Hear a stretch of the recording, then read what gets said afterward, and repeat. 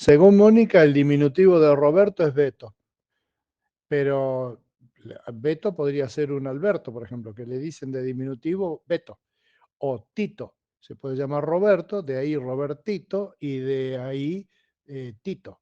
En la familia de mi papá había uno de los tíos o algo así de él que le decían Bucho. Bucho.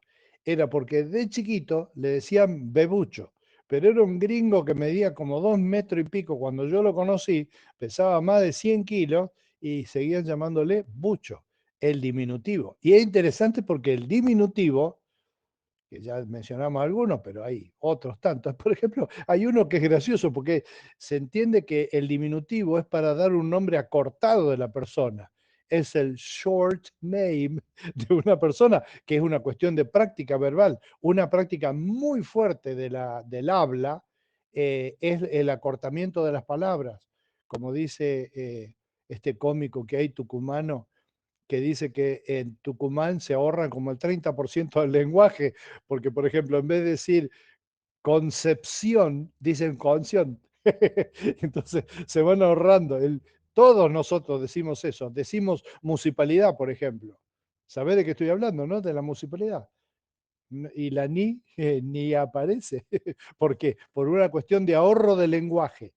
Entonces, en un discurso vos tenés que decir, a los miembros de la municipalidad, y cuando hablas entre casas decís, voy a la municipalidad, y así nos comemos las últimas letras, y así es un criterio de ahorro de palabras para comunicar el mensaje. Prevalece comunicar el mensaje a usar todas las palabras. Si se puede comunicar sin usar todas las palabras, mejor. Y de hecho, en algunas técnicas, por ejemplo, como era en la telegrafía, se usaba todo el tiempo, abreviaturas. Te mando el RCP del QTH de Tito, que es el LU que vive al lado. ¿Te das cuenta? Todo el tiempo acortando con palabras que son propias del lenguaje, de la jerigonza que se habla en determinado ambiente. Eh, en cada ambiente técnico hay una jerigonza propia y entonces hay que conocerla, como un bruto que le escuché el otro día. Estaban en la radio comentando gente que se equivocó feo en los primeros días de un trabajo. Y a uno entró a trabajar en una oficina y el jefe se asomó y le dijo, tráeme todos los remitos. Y entonces él fue a la máquina de café y agarró un vasito donde están las cucharitas para revolver, que parecen una forma como un remo chiquito, y se las llevó al jefe, porque él entendió que el remito, lo más parecido que él conocía del remito, es como un remo chiquito que se usa para revolver el café en la máquina. Eh, Nosotros somos personas que corremos el riesgo con nuestras costumbres de hacer algo como, por ejemplo, lo que te comentaba, ¿no? Que eh, el sobrenombre, el diminutivo para Luis es Lucho. Tiene más letra que Luis. Entonces no es un diminutivo, es una forma familiar de llamar a alguien. ¿Cómo la habrían llamado a la reina de Inglaterra, por ejemplo? Qué sé yo, la empleada doméstica que trabajaba en el castillo de Windsor y no de windsurf, que es el windsurf, que es esquiar arriba de las olas, sino de Windsor, que es el castillo en Inglaterra. ¿Cómo le diría a la chica con la que tenía familiaridad, que entraba y la reina madre estaba en camisón, acomodándose un poco el pelo recién levantada y todo? ¿Cómo le decía?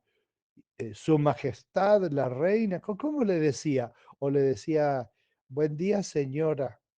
Pues, ¿cómo le decía? O no decía nada directamente, simplemente ojazos mirando para todos lados, si había algo que prestar atención y que no se le podía pasar ningún detalle, porque si no, ¿sabes qué?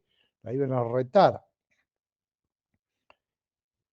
Pero es interesante que algunos sobrenombres que nosotros conocemos, como Tito, que es el más común en los nombres de hombre, o era, por lo menos, no creo que ahora digan, no conozco ningún jovencito de ahora que se llame Tito, pero Tito.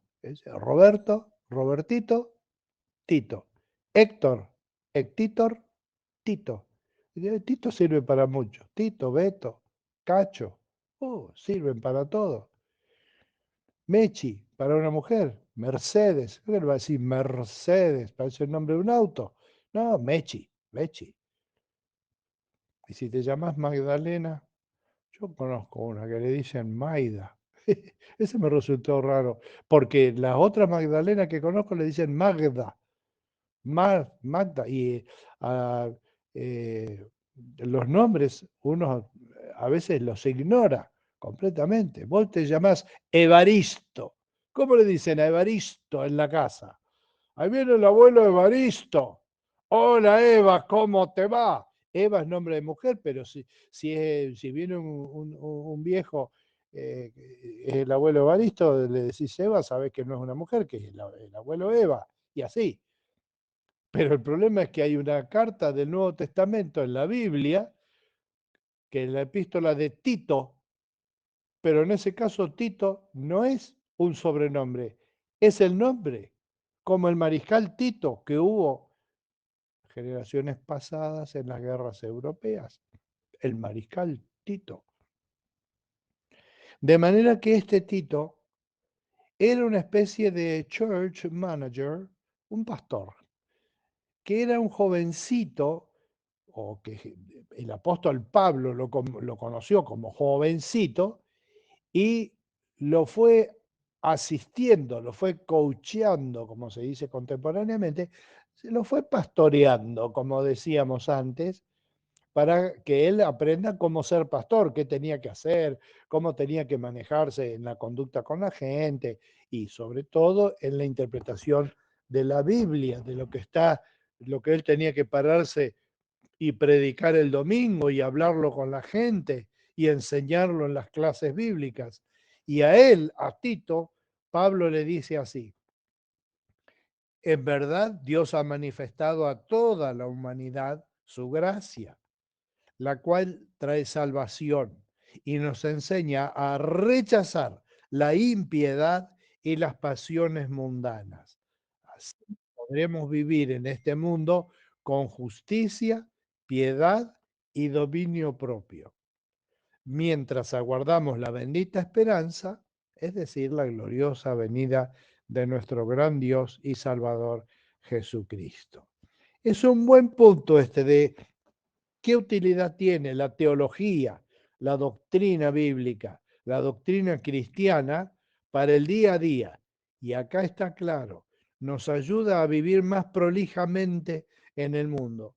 Una característica tuya, si sos hijo de Dios, seguramente es la prolijidad, sobre todo las que menciona Pablo acá, la prolijidad moral, la prolijidad ética, la prolijidad espiritual, la prolijidad en el manejo de tu vida y en particular de las emociones.